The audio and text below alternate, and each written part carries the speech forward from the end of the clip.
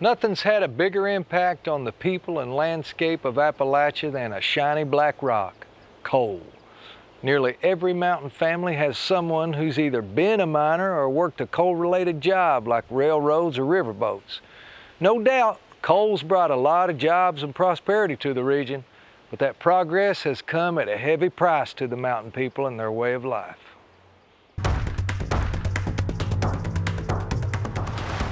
In southern West Virginia, an expedition of archaeologists is heading deep into the mountains. The hollow gets more and more narrow as you go up. You're going to go all the way to the head of it. Today, the slopes of Blair Mountain are quiet and undisturbed.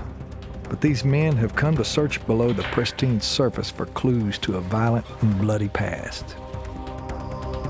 If you find thousands upon thousands of spent cartridges, something went on. I mean, over such a long range of area too, you know. It pretty well stretches for like 15 miles from one end of Spruce Fork Ridge to the other. So it's pretty big. This is the site of the biggest battle you've probably never heard of, the Battle for Blair Mountain, the bloodiest uprising on U.S. soil since the Civil War. But this war wasn't about succession or slavery. It was about coal. It was an American incident that happened to happen here in Appalachia in southern West Virginia.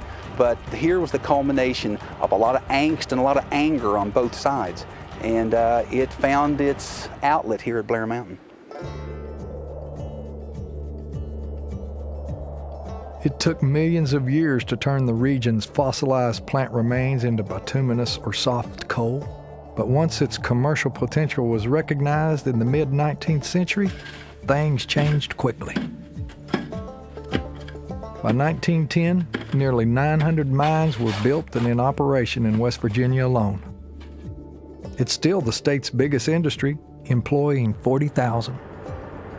Ross Ballard comes from a long line of miners. It's very hard work. It's demanding work.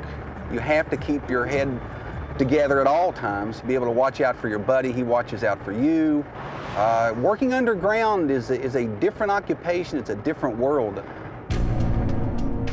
The mines in West Virginia's coal fields were the most dangerous of all.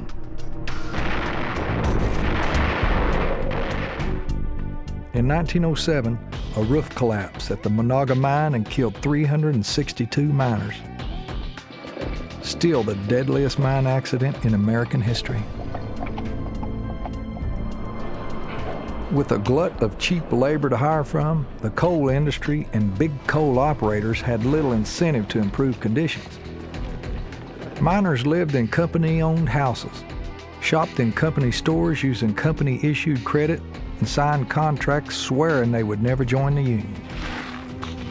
It was just an autocracy. The whole machinery in southern West Virginia was under the thumb of the large capital combines that had come into West Virginia, taken over. There's a texture and a fabric to the people in this region, so we will take a stand.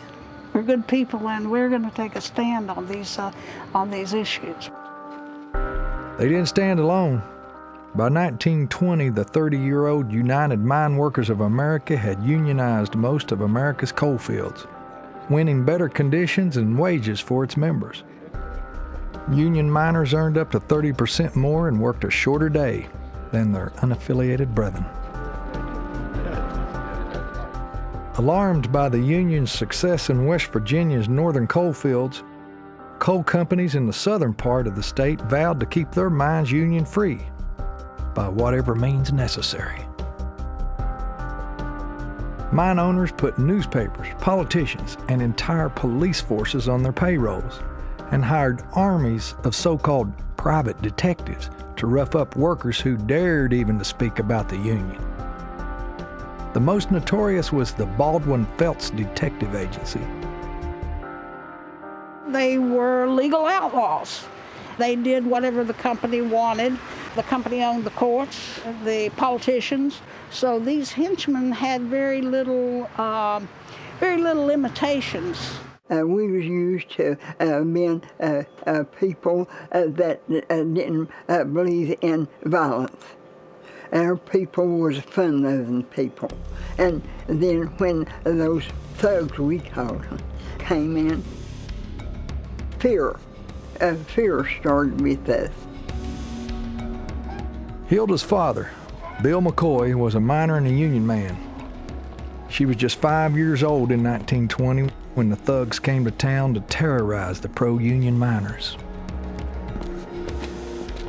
They came marching down with their guns on their shoulders, and they started shooting their house, and everybody was getting under the beds and behind the house and behind the chimney. It was like something like a war. McCoy and his fellow mine workers didn't stay in hiding for long. To them, a man's rights and dignity were worth fighting and dying for. Few men embodied that belief more than Sid Hatfield, the pro-union sheriff of the rough-and-tumble coal mine town of Matewan in non-union Mingo County. He was a rough guy, raised rough. He had worked in the coal mines, but very briefly. It is very probable that he killed several people outside of this gunfight, and that he was a very rough mountain man in the Hatfield-McCoy tradition. On May 19, 1920, 13 Baldwin Felts detectives arrived in Matewan on the morning train. They had orders to evict union miners' families from company-owned housing. Mission accomplished. They set off to catch the train home when they were confronted by Sheriff Hatfield, Matewan's mayor, and a group of armed deputies. Hatfield threatened to arrest the detectives for bringing guns into his town. The Baldwin Felts is saying, hey, we're the law, we're here legally, we've got warrants. And Sid is saying, yeah, I'm the law here, and you can't have these guns. So, just given human nature, I think there was nowhere else to go but a gunfight.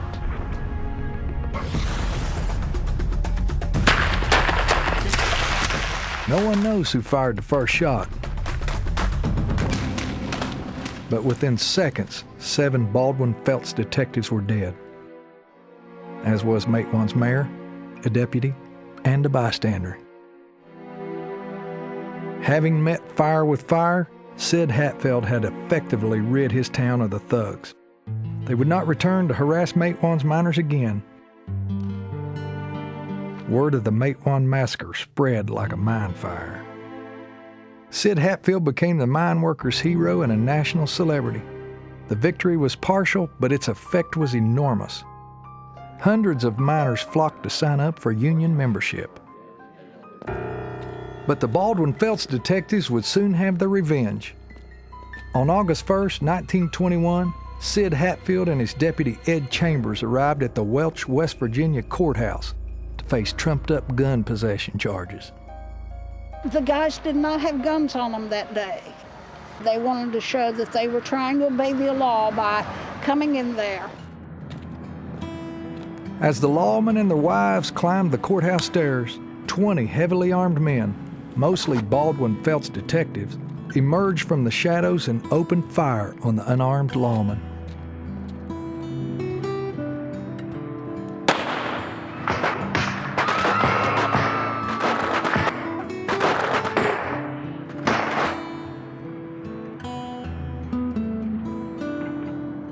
It seems that Sid may have had as many as 17 bullets in him, and Ed 14, bad enough that they weren't able to embalm him.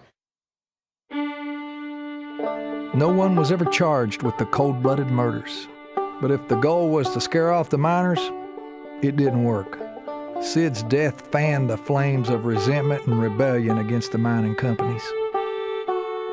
From across southern West Virginia, thousands of miners poured out of the hills to stand up to the coal companies. They were not to be denied.